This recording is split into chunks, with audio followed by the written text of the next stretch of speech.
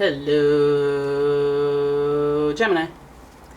It's umomg.store, and this is your you versus them tarot card reading. Let's have a look at you versus them, your person, and let's just see what comes up. So, on the subject of you and them, we're going to pull the astrology reading cards to see what energy you bring to the situation and what they bring to the situation. So, yeah, and then we'll do a tarot spread. If you'd like your own personal reading, please check out the description. There's a link to my website. And here we go.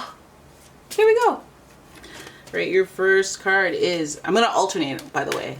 I forgot to mention that. I'm going to alternate cards for a true you-them experience. Here we go. This is you. Pluto. Your ability to transform, take a big leap forward, and rebirth. Some of you guys, like, I feel like this, between you and them, your relationship with them is transformational for you personally. And we have them. The moon, your unconscious, sensitive inner emotions and responses. Don't mind that sound. It's my cat sneezing all over my bed. Okay, the moon, your unconscious, sensitive inner emotions and responses. Very, very, like, inner energy.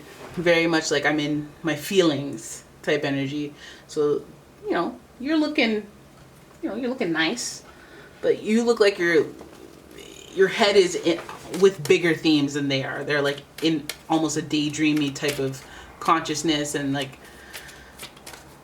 okay, you know, and they're relying on their intuition. There might even be a little more spiritual and, like, you know, starving artist type spiritual, that I'm just gonna have faith that my rent's gonna get paid. I don't know. I don't know. Anyways, let's have a look at the Golden Universal and see what the tarot has to say for you versus them. We're going to start with you. Five of Wands, them. Queen of Swords in reverse, you. Two of Cups in reverse, them. The Knight of Wands, you. 10 of Swords and them. Ace of Pentacles. We're talking about you. We're talking about them. And look at the vibe. Look at your vibe versus their vibe. All right, let's start with your vibe. You're giving us the Five of Wands. This is competition. I feel like this is like saying, hey, my standards are high. There's so many people trying to get at me. Or I know I can have anyone I want. There's more that I have options. I have choices. And people are competing for my attention. And it's like having that type of vibe. Even if it's not true. Basically, if that's not true, you're on the path of, like, harvesting that energy. Competition. And also, that's also the stance of, like, hey, I don't compete for attention, bruv. I didn't compete for attention. If I have to compete for attention, then I'm breaking up with you. Okay? We're not going to work out. Because I'm thinking in the long run, I'm not having that. I'm not playing that type of game. Two of Cups, that'll get you to disconnect real quick, and that'll get you to cut them off as well and be like, I'm cutting you off forevermore. It's done. You're finished. I feel like some of you guys, maybe if you have, like, you're in a situation where you should have that stance, this might be like validation that you're like, yeah, wait a minute. Yeah, I'm not no option. Don't give me that. Maybe, I don't know, like, I'm just trying to, like, don't give me none of that. Choose me or lose me. Okay, so that's how you feel towards this situation with this person. Hurry up, you know, or it's done. We go from 5 times 2 to 10, you know. It's just how it is. Then we look at that. Let's look at them, how they feel towards the situation. Well, they're very resistant. They're very resistant, and this can be construed as manipulative with the Queen of Swords. She's in reverse.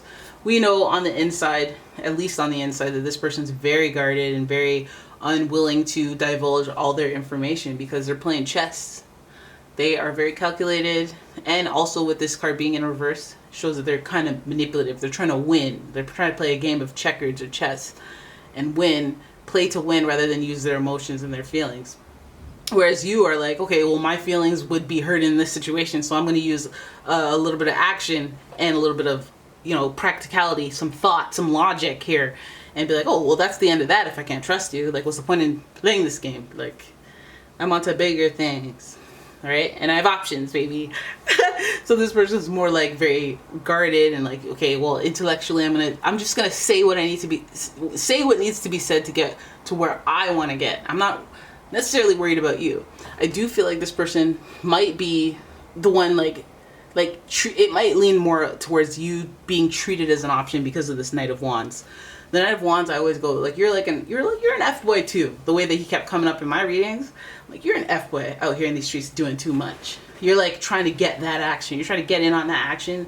Maybe have multiple partners, and this is why you wear armor, because you're prepared for being exposed, and this is why you have multiple people around you. Because when you lose one, you just go to the other one. Like this is a game of chess and checkers with you, and you're just trying to make moves and stuff like that. And I don't like it. I don't like the energy that you have to put into these situations, that you choose to put into these situations. The Ace of Pentacles is showing this person a new opportunity again, and that's giving me opportunist energy in this instance, just because of how everything else is playing out. How dare you, first of all, if you're cross-watching, how dare you?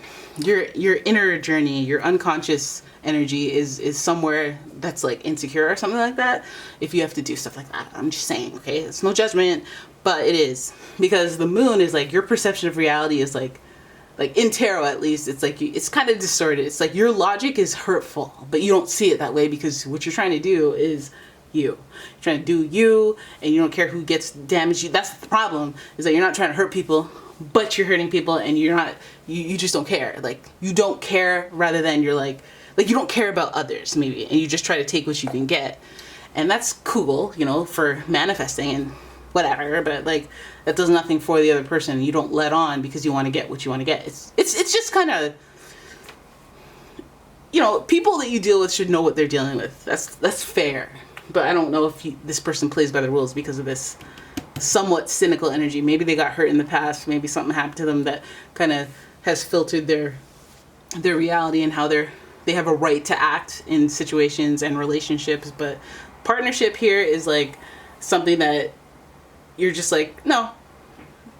I don't want to be betrayed. I don't want a devastating ending.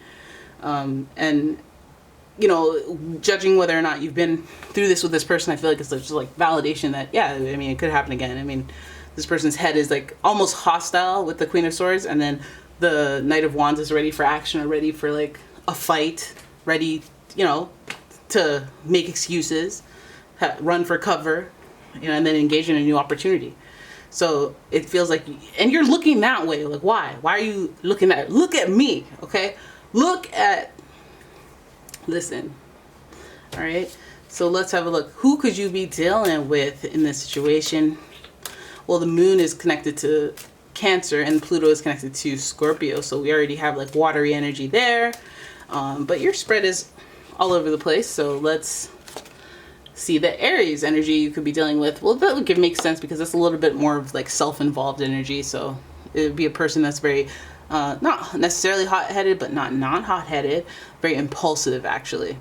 And then we have Aquarius. So this person doing their own thing, being very unique and very individualistic, kind of like Aries, doing their own thing and having their own beliefs that they justify in their head, and it doesn't really matter if anybody outside justifies it. And they also see things in kind of a broader view as far as like their planning, which is again why it would be like, okay, well, I'm going to talk to this person if you're not talking to me, because they're in it in this life to thinking about only themselves and their perspective. And then we have Virgo energy, which is good because they're very mum's the word on a lot of things in their life. They don't tell just anyone everything. They may tell some people this thing and other people that thing, and you know, it's the orchestration and whatnot. But Virgo also can be very calculated, but I don't really think they always get away with what they try to calculate and deceive, because somewhat of a conscience there, somewhat at the core a good person, so they always get caught. So yeah, there it is. That is your reading. I hope you guys enjoyed it. If you did, please give the video a thumbs up and subscribe to the channel. Leave a comment, share the video, and if you like your own personal reading, please check out the description. There's a link to the website as well as a link to my Etsy shop. And yeah, I will see you in the next one.